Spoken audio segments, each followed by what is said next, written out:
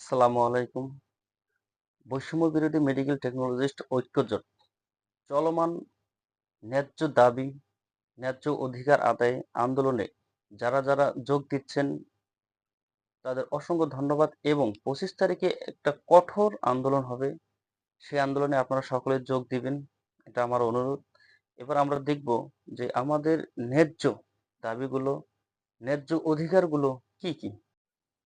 ১ number, diploma পাশকৃতদের বিশ্ব স্বাস্থ্য সংস্থা অর্থাৎ হু এর গাইডলাইন 1:3:5 অনুযায়ী নিয়োগ প্রদান করতে হবে। অর্থাৎ মেডিকেল টেকনোলজিস্টদের নিয়োগ নেই বললেই চলে এবং যতটা নিয়োগ হচ্ছে সেটা একটা পান্তা ভাতের মতো। কারণ একটা মেডিকেল কলেজে বা হসপিটালে যতজন মেডিকেল টেকনোলজিস্ট দরকার, যেমন মনে করেন যে ২০ জন দরকার, সেক্ষেত্রে আছে ১০ জন এবং ১০ জনের পদই খালি। অতি দ্রুত নিয়মিত নিয়োগের মাধ্যমে এই খালি পদগুলো পূরণ করতে হবে। ২ নাম্বার, অন্যান্য ডিপ্লোমাধারীদের মতো মেডিকেল টেকনোলজি ডিপ্লোমাধারীদের ১০ম গ্রেডে উন্নীত করতে হবে। কৃষি ডিপ্লোমা, ইঞ্জিনিয়ারিং ডিপ্লোমা, তারপর নার্স ডিপ্লোমা, এদের মতো মেডিকেল টেকনোলজিদেরও ১০ম গ্রেডে উন্নত করতে হবে এবং এটি একটি ন্যায্য দাবি বলে মনে করি। ৩. বিএসসি পাশকৃতদের জন্য পদ সৃজন ও নিয়োগের ব্যবস্থা করতে হবে।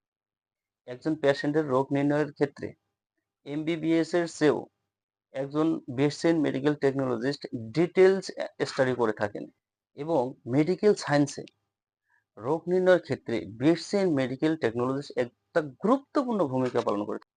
তাই তাদের পাশ সৃজন এবং নিয়োগের দ্রুত ব্যবস্থা করতে হবে যদি চিকিৎসা বিজ্ঞানে আরো এক ধাপ এগিয়ে যেতে চান।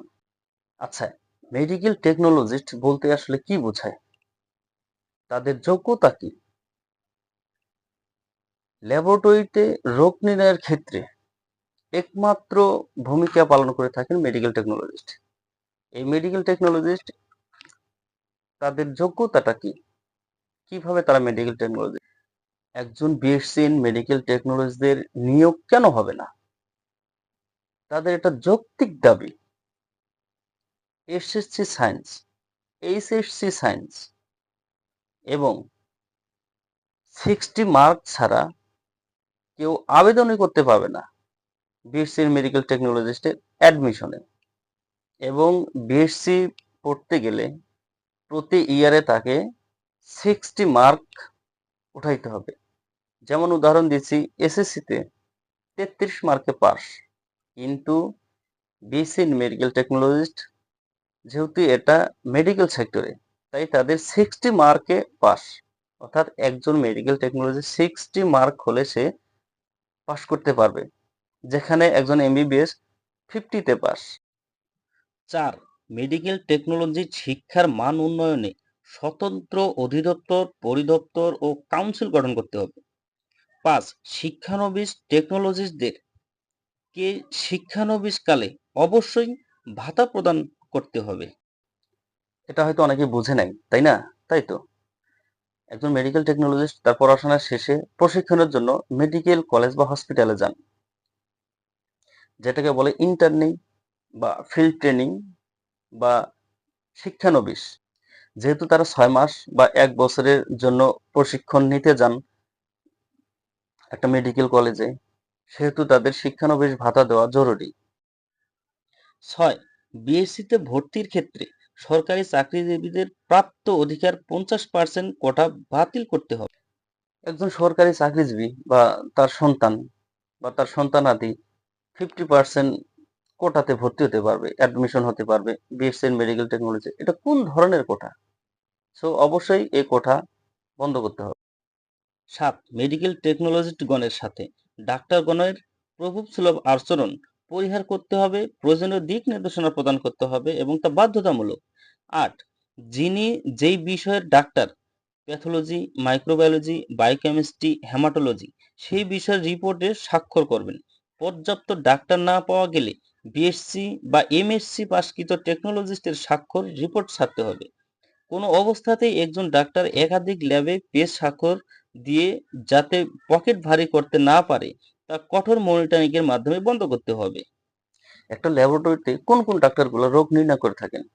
যেমন প্যাথোলজিস্ট, মাইক্রোবায়োলজিস্ট, বায়োকেমিস্ট এবং হেমাটোলজি ডাক্তার। তিনারা রোগ নির্ণয় করে থাকেন, কিন্তু এর মেন ভূমিকা কারা পালন করে থাকে? প্রথম সারির যোদ্ধা কারা? Medical technologist. এখন এখানে বিষয়টা হচ্ছে, একজন ডক্টর যেমন প্যাথোলজিস্ট, এখন প্যাথোলজিস্ট মানে রোগ নির্ণয়ের বা রিপোর্টের বিভিন্ন ধারা আছে। প্যাথোলজিস্টদের কিছু নির্দিষ্ট টেস্ট আছে, বায়োকেমিস্ট্রির নির্দিষ্ট কিছু টেস্ট আছে, মাইক্রোবায়োলজির নির্দিষ্ট কিছু টেস্ট আছে, হেমাটোলজির নির্দিষ্ট কিছু টেস্ট আছে। এখন একজন প্যাথোলজিস্ট তিনি মাইক্রোবায়োলজির রিপোর্টে কিভাবে সিগনেচার করবেন, বা একজন বায়োকেমিস্ট তিনি হেমাটোলজির রিপোর্টে কিভাবে সিগনেচার করবেন? এই জিনিসগুলো অতি দ্রুত বন্ধ করতে হবে। একজন হেমাটোলজি বিশেষজ্ঞ বা একটা মাইক্রোবায়োলজি বিশেষজ্ঞ বা বায়োকেমিস্ট বা প্যাথোলজিস্ট শুধু নির্দিষ্ট টেস্টের রিপোর্টে সিগনেচার করবেন, এটা 1 নাম্বার।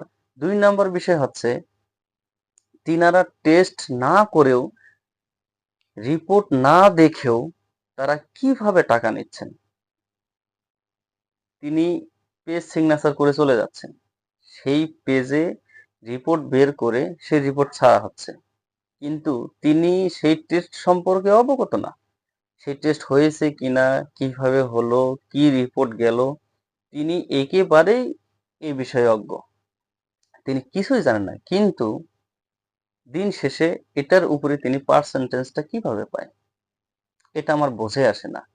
সো এই পেজ সিগনেচার আগেই, রিপোর্টের আগেই পেজ সিগনেচার করা, এটা বন্ধ করতে হবে, এবং নির্দিষ্ট ডাক্তার নির্দিষ্ট টেস্টের রিপোর্টের উপরেই শুধু সিগনেচার করতে পারবেন, এবং তিনাকে সেটা উপস্থিত থেকে নয়, নন মেডিকেল পার্সন দিয়ে যাতে ল্যাবের কোনো প্রকার পরীক্ষা নিরীক্ষা করা না হয় তা নিশ্চিত করতে প্রয়োজনীয় পদক্ষেপ নিতে হবে।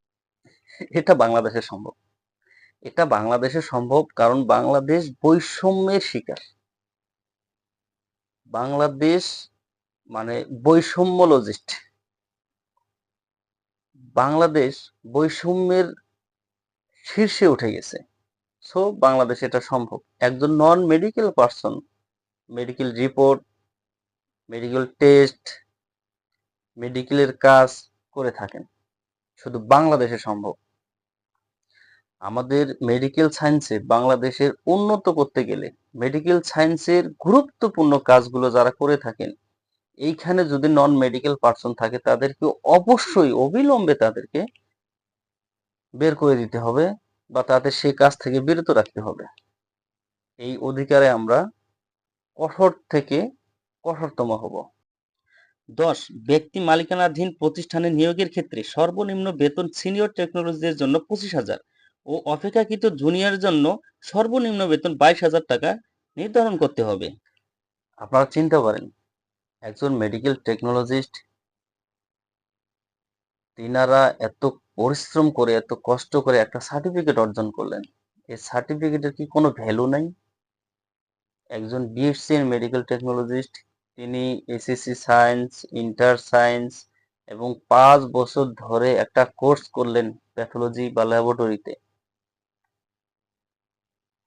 তার কি কোনো ভ্যালু নাই?